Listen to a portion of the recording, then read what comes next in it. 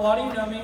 I'm Rex, or Rex, as most people refer to me nowadays. I'm a senior in high school. Been here since 6th grade, so I had the senior class by 9 days. Woo! So really good. I was born in Birmingham, Alabama, so I'm going to college, go Bulldogs. I asked Jesus in my heart when I was 4 years old, and I got baptized when I was 10. At that time, I firmly believed that I knew who Jesus was, and I knew what a relationship with him looked like. And so that's why I felt confident in giving my heart to Christ at 4 and knowing what that prayer looked like and what that prayer meant to me in my life.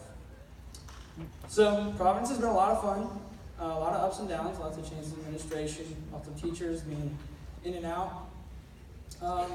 But one of the biggest, I would say, downs and the valleys in my high school career started about sophomore year. It started going into sophomore year. I started having severe pain in my stomach anytime I ate or drank anything. Loss of appetite. I was apathetic about just about everything. I would sleep pretty much anywhere I couldn't help. My eyes would just close. I felt like somebody attached weights to them. I lost 20 pounds in a matter of weeks, and I had absolutely no clue what was going on. So my parents were obviously concerned, so we went to my doctor, and we got some tests done. They thought it was a stomach bug, so they gave me medicine, like an antibiotic. But the problem was I would throw up the medicine because I couldn't keep the water down because it would hurt so bad, so my body would reject it. So after that, we got CT scans of my stomach, and they saw that I had lots of inflammation in my intestines. So my doctor recommended me to get a colonoscopy and endoscopy, and if you don't know what that is, just ask your parents. So we went in, got the procedure. It took 2+ hours, and they finally came out, and my parents were in the lobby waiting, and the doctor said, your son has Crohn's disease. And for some of you who don't know what Crohn's disease is, it's an autoimmune disease and where your immune system attacks your intestines, and basically it destroys the tissue inside of it. It can lead to death if you not treat it right, but lots of pain, lots of discomfort. You can get it all the way from your eyes down to the end of your intestines. It's very uncomfortable and very life-changing. So it's really tough at first adjusting to the new life of, not being able to eat certain items and figuring out what hurts. And the struggle of figuring out what hurts is a lot harder because you have to eat something in hopes that you get to eat your favorite foods that you could eat 3 months ago. To come to find out that's the one thing that makes you not be able to sleep at night because you're in so much pain.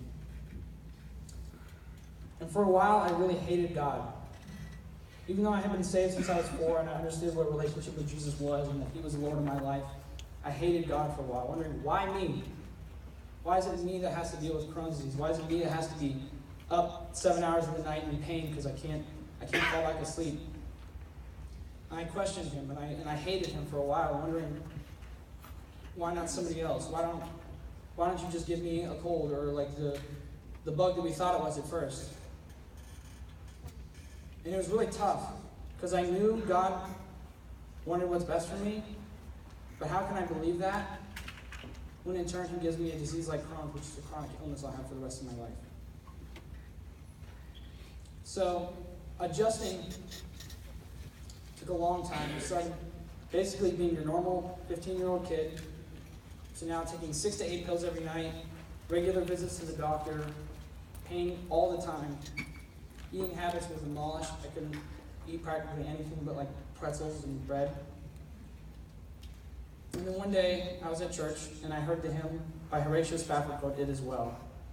And a little backstory on how Horatio Spafford wrote this is he worked as like a building contractor, I believe, in like the 1800s, and he had four children and a wife. And one of his kids got really sick, so he sent his family off to England for a vacation.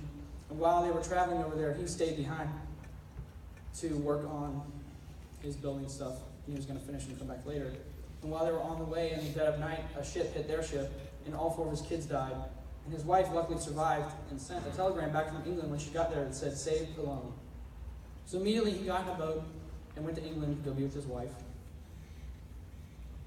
And when he passed over the point where his kids had died, the captain came to him and told him, "Hey, this is where the accident happened. This is where your kids passed away." So he went out on the deck and started writing. And he wrote a hymn to God called "It Is Well." And a lot of that got me through what happened to me, because Sometimes in life, things happen, whether you're a Christian or not, and you just got to deal with it. And a lot of it was understanding that I may not know what the future holds with my Crohn's, but why something that's as bad as that can turn into something good, I never understood. So I'm going to read you a verse that he wrote. When peace like a river attendeth my way, when sorrows like sea billows roll, whatever my lot thou hast taught me to say, it is well with my soul. And those words kind of stuck with me, because I had to realize that whatever happens, whether good or bad, it is well. Because I can't control some things, because they're out of my control, because they're in God's hands and not mine. So fast forward, having now adjusted to life with Crohn's and life with whatever that entails to.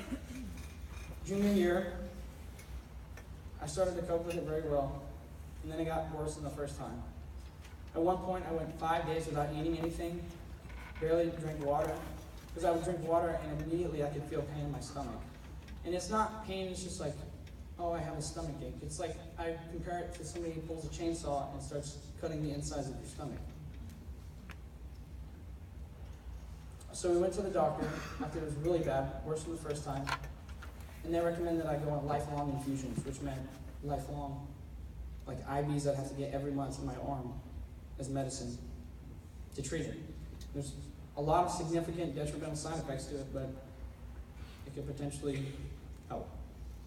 So weeks prior to the second colonoscopy and endoscopy, my parents submitted the things to insurance, the medicine, because they wanted to start it right away. If I came out of surgery and they said, yeah, you need to start it, they were going to start me quite literally the next day. So I went in that morning. I had a strange peace about it. The night, or the week leading up, I had so much pain, so much discomfort, couldn't eat anything. Went in for the procedure, and it took 15 minutes, and the doctor came out and looked at my parents and said, your son is in remission. After I had a week of pain, worse than the first time, somehow in the period of the night before having serious pain to the point I couldn't go to sleep, to after surgery, I was in remission. And for those of you who don't know remission, there's like, you're in a flare in Crohn's, which means it's really bad, and then you're in remission, which means it's little to no symptoms.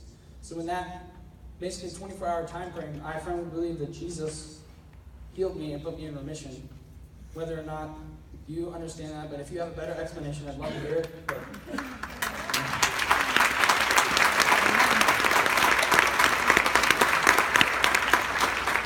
So I've been a year and a half with little to no symptoms after being in the worst state of my life of not eating, not drinking. And 2 weeks after that, I started playing soccer. Felt 100% better, started eating again, like nothing even happened. So, what I want to tell you is that being a Christian is not easy. It's often harder than being a non-Christian. That when you become a Christian, some things happen to you that would not normally happen to you. And that Crohn's happened to me. I don't know why it happened still, but I know that it's for a purpose. I haven't figured it out yet, but I'm going to. There's another line from Horatius Baptist as well. And it says, though Satan should buffet, though trials should come, let this blessed assurance control it, that Christ hath regarded my helpless estate, and hath shed his own blood for my soul. So in those times of hating God, and not understanding why this happened to me, I had to just trust God and understand that his blood covered everything. My resentment for him, my hatred for him, that every day I wake up and I nail his son to the cross, yet he continually hugs me like I'm his son. So I just want to encourage you and say that God put me on this earth to hear people's stories. And if you'd like to tell me your story, I'd be glad to hear it. Whether you want to just tell me you love your dog or you want to tell me your whole life story, I'll be open to it. But I'll be down here during the end of the worship and I'll pray for you. I can talk to you, whatever you want. I'll be there. So I want to thank Jesus for putting me in remission at this point, and I want to thank you all for listening.